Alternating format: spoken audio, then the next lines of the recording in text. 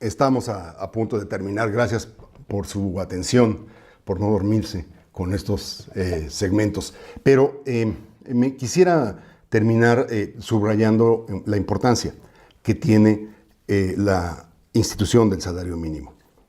De hecho, Luigi Ferrajoli, uno de los grandes maestros de la escuela de Turín, de la filosofía del derecho contemporánea, estos que han creado el verdadero discurso garantista y, digamos, la continuación de la cultura de derechos que nosotros quiere asumir, argumenta Ferrajoli que el salario mínimo se encuentra dentro de esa estructura de derechos para defender al más débil.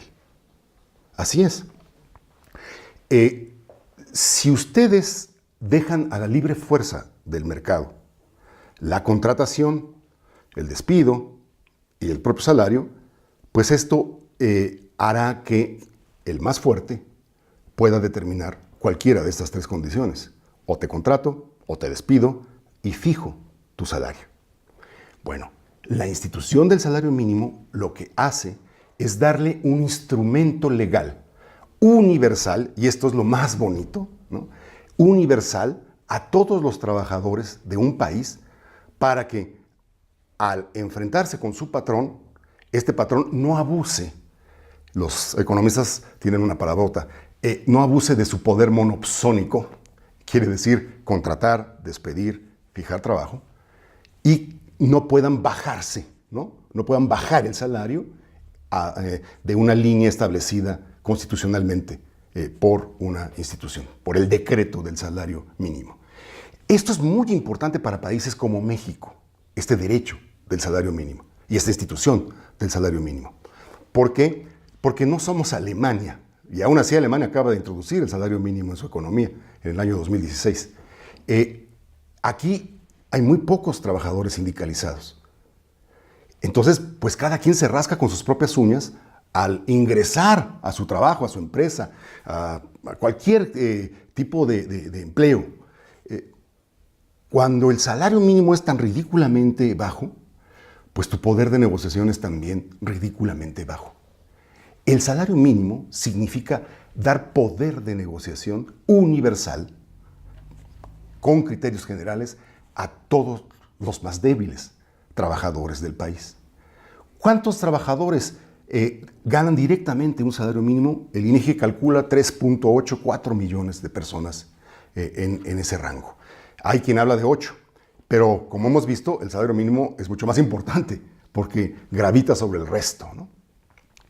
Esta institución que hace que el salario y que la negociación, por lo tanto, las relaciones personales de los empresarios con los trabajadores se igualen o su brecha se reduzca, es de vital importancia para una sociedad civilizada o para una sociedad decente.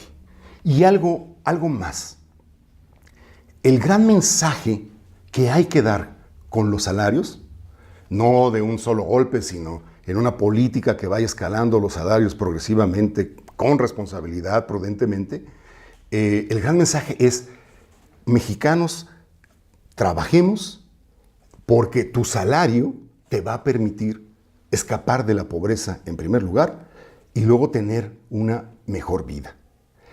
Es, digamos, una reivindicación de tu propio esfuerzo, de tu propia labor.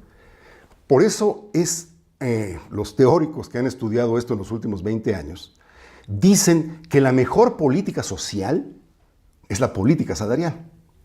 Esto está, digamos, muy estudiado en unos libros y metaestudios en Estados Unidos, y han llegado a la conclusión de que la política salarial es la que con mayor potencia ayuda a disolver, ¿no? Ayuda a minorar la pobreza en los países.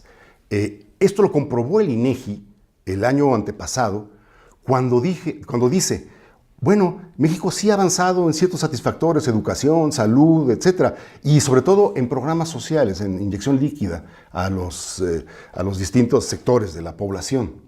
Pero sin embargo la pobreza crece. ¿Por qué? Porque el ingreso es insuficiente. donde no se complementa, digamos, el esquema de derechos, es precisamente en el tema de los ingresos.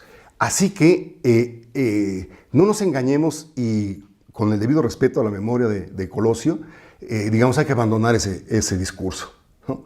Que la política social viene a remediar los males de pobreza y los males sociales. No, es el mercado, es el trabajo, es tu trabajo el que te permite salir y escapar de la pobreza en el país. Ese nuevo arreglo y esa nueva noción de lo que debe ser nuestra economía y nuestra sociedad, creo, fundamentada en este derecho fundamental, perdón la redundancia, me parece uno de los mensajes más poderosos que nosotros debe transmitir a lo largo y ancho del país.